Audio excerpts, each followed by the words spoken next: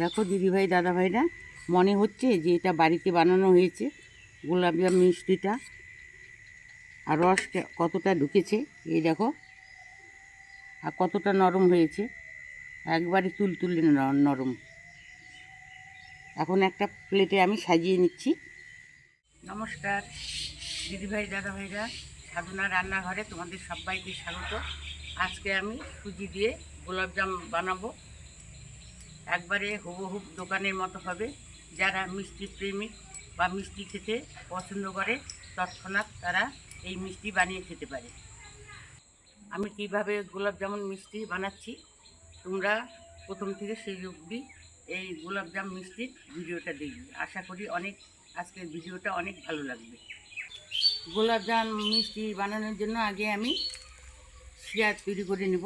তো এখানে আমি দুটো বাটি নিয়েছি, এগুলো কিন্তু একই রকম সাইজের বাটি। তো সব কিছু বাটি মেপে দিলে উপকরণগুলো দিতে কিন্তু সুবিধা হবে, তাই হাফ বাটি আমি এই বাটি দিয়ে হাফ বাটি চিনি দিয়ে দিচ্ছি। ওই বাটিরই হাফ বাটি জল। চিনিটাকে নেড়ে চেড়ে একটা শিরা বানিয়ে নেব।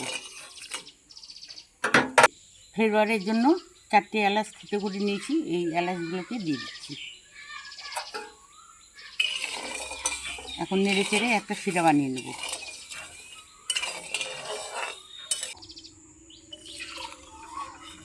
চিনি শিরাটাকে কিন্তু ঘন করা যাবে না, একটু চিটচিটে ভাব আসলেই কিন্তু এটাকে নামাতে হবে। এই দেখো একটু চিটচিটে ভাব চলে এসছে, বুঝে নিতে হবে যে চিনি শিরাটা একবারে রেডি হয়ে গেছে। এটাকে অন্য পাত্রে আমি এখন ঢেলে নেব। একটা বাটিতে ঢেলে নিচ্ছি।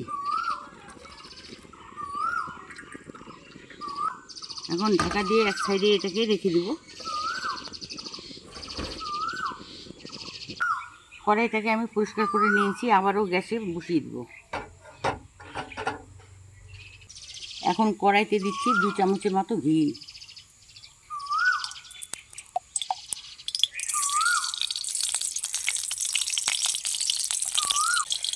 এক বাটি দুধ দিয়ে দিচ্ছি। আমি দুধটা আগেই বাড়িতে একটু গরম করে রেখেছি, একটু ফুটিয়ে নেব।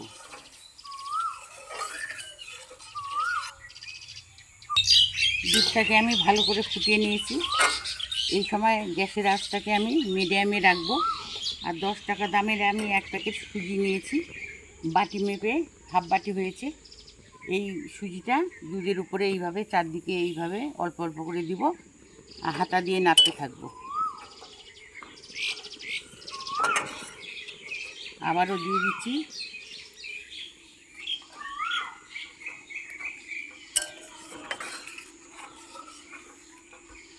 এবার সম্পূর্ণটা সুজি দিয়ে দিচ্ছি।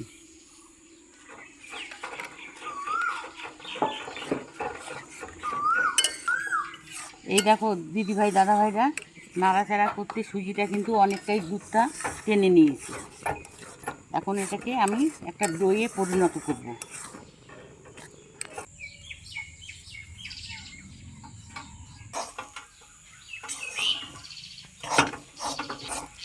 সুজিটাকে দুধের সঙ্গে মিশিয়ে এই দেখো দইয়ে পরিণত হয়েছে। আর কড়াই থেকে কিন্তু একবারে ছেড়ে দিয়েছি, কড়াইতে কোনো রকম লাগছে না। এই দেখো সহজভাবে কিন্তু ছেড়ে দিয়েছি। এখন এটাকে আমি একটা থালার মধ্যে তুলে নেব। সুজির ডোটাকে থালার মধ্যে নিয়ে নিচ্ছি। এখন এইভাবে একটু মেলে দিব যাতে গরম ভাবটা একটু চলে যায়। সুজির ডোটাকে কিছুক্ষণ ঠান্ডা করে নেব।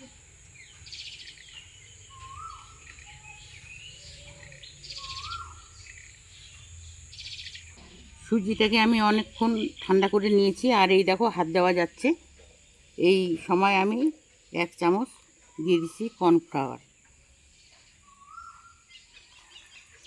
কর্নফ্লাওয়ার না থাকলে তোমরা 1 চামচ ময়দাও দিতে পারো। আমি কর্নফ্লাওয়ার দিয়ে 1 চামচ ঘি দিয়ে দেব।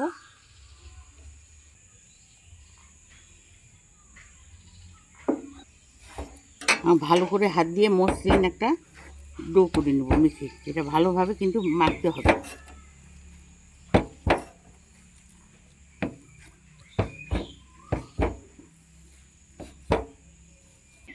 সুজিটাকে অনেকক্ষণ ধরে মেখে একটা মসৃণ ডো করে নিলাম। এই ডোটাকে এরকম মসৃণ করে নিতে হবে। এখন এই সুজির ডো থেকে একটু করে লেচি নেব আর গোলাপ জামের মিষ্টির শেপ দিয়ে দেব। তোমরা যে যেরকম পারবে ছোট বড় সে সেরকমভাবে সাইজ করে মিষ্টির শেপ দিয়ে নেবে। আমি এইভাবে নিয়েছি একটু করে, হাতের মুঠোতে এইভাবে মুঠ করে আলতো হাতে দু হাতে গোল করে নেব।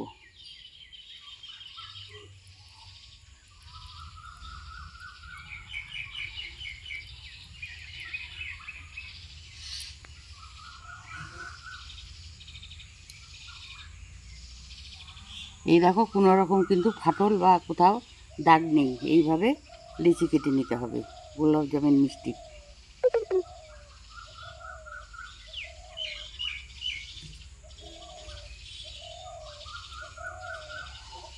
হাতে এইভাবে মুঠ করে বেঁধে নেব আর দু হাতের তালুতে গোলে ছেদ দিয়ে দেবো।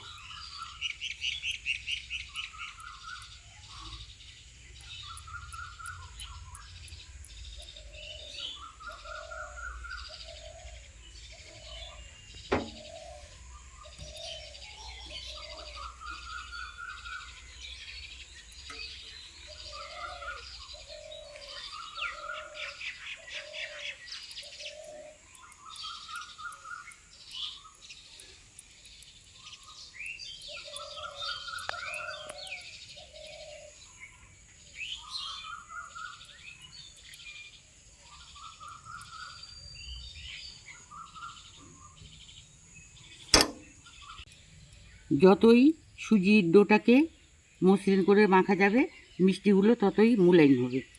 এ দেখো কি সুন্দর হচ্ছে, একবারে গোল গোল। দিদিভাই দাদাভাইরা সুজির ডোটাকে মসৃণ করে মাখার জন্য মিষ্টিগুলোতে কিন্তু কোথাও ফাটল নেই। একই রকম করে সুজির ডো থেকে লেচি কেটে মিষ্টি শেপ দিয়ে নেব।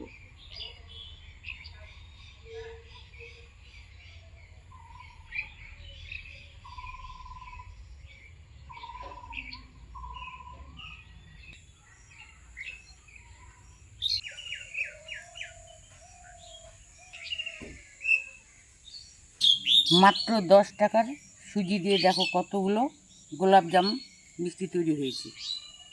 এখন এগুলোকে তেলে ভেজে নিতে হবে। প্রথমে গ্যাস জ্বালিয়ে কড়াই বসিয়ে দেবো।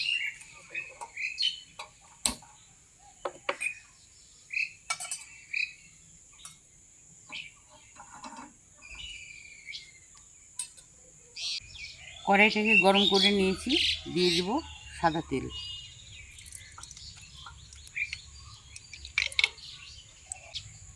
গ্যাসের আঁচটাকে আমি মিডিয়ামে রেখেছি, এখন লোতে করে দিব। আর তেলটাকে খুব গরম করা যাবে না, তাছাড়া সুজির বলগুলো কিন্তু উপরটা ভাজা হবে, ভিতরটা কাঁচা থেকে যাবে। তাই গ্যাসের আঁচটা লোতে রেখে সুজির বলগুলো ছেড়ে দেবো তেলের মধ্যে।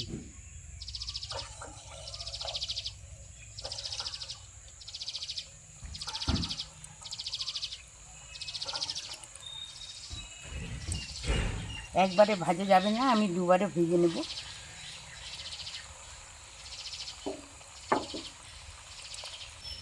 তেল থেকে কিন্তু ফেনা ওঠা শুরু করে দিয়েছে। এই মুহূর্তে আমি মিষ্টিগুলোকে উল্টে দিচ্ছি।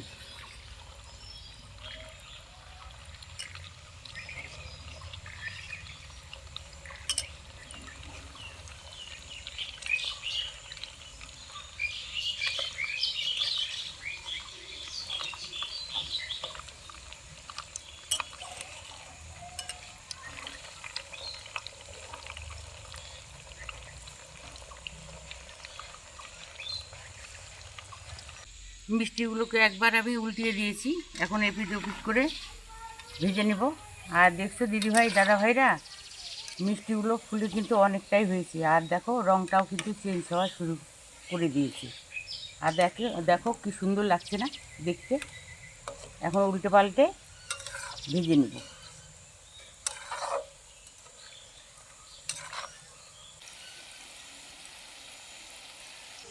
গোলাপজাম মিষ্টিগুলোকে আমি উল্টে পাল্টে ভেজে নিয়েছি। আর দিদিভাই দাদাভাইরা দেখো একটা মিষ্টিও কিন্তু ফেটে যায়নি, কি সুন্দরভাবে ভেজে নিলাম। এখন তেল ঝরিয়ে ডাইরেক্ট আমি কেটে দিয়ে দেবো শিরার মধ্যে।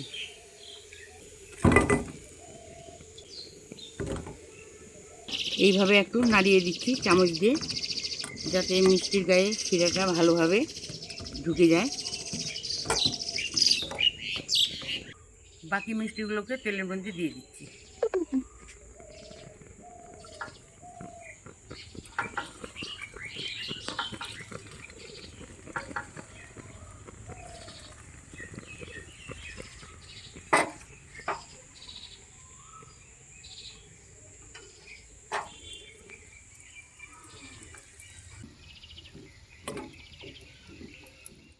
এই মিষ্টিগুলোকে উল্টো পাল্টে ভেজে নেব।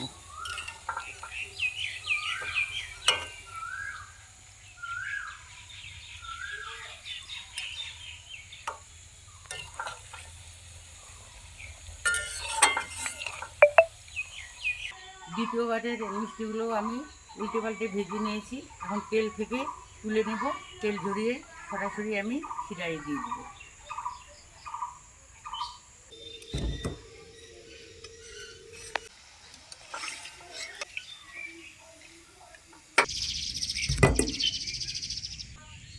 এখন শিরার মধ্যে মিষ্টিগুলোকে ভালো করে ডুবিয়ে নেব। আধা ঘন্টার জন্য আমি মিষ্টিগুলোকে ঢেকে রেখে দেব, তাতে মিষ্টিগুলো শিরার মধ্যে ঢুকে অনেক বড় ফুলে উঠবে।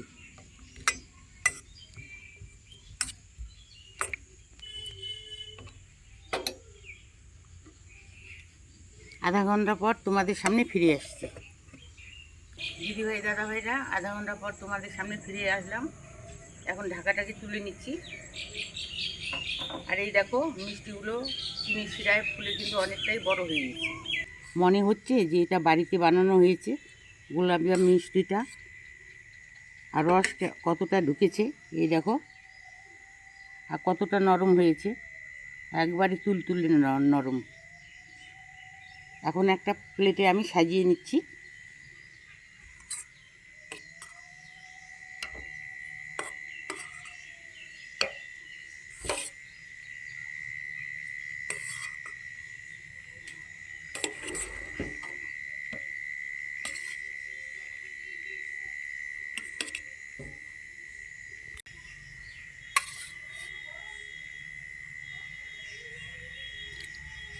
উপর দিয়ে একটু শিরা দিয়ে দিচ্ছি।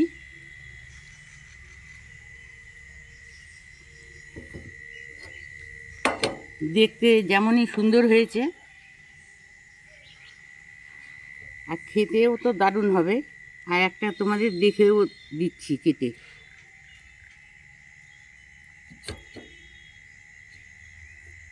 এই দেখো ভিতরটা রসে একবারে পরিপূর্ণ হয়েছে।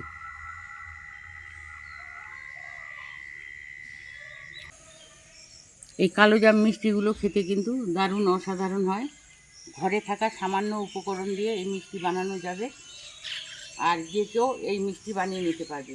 যারা নতুন রান্নাঘরে ঢুকেছে, রান্না কেউ শিখেনি, নতুন রাঁধুনি, তারাও কিন্তু এই দেখলে খুব সহজেই বানিয়ে নিতে পারবে। তো আজকে গোলাপজাম মিষ্টির রেসিপিটা তোমাদের কেমন লেগেছে? ভালো লাগলে লাইক কমেন্ট শেয়ার করে দিও।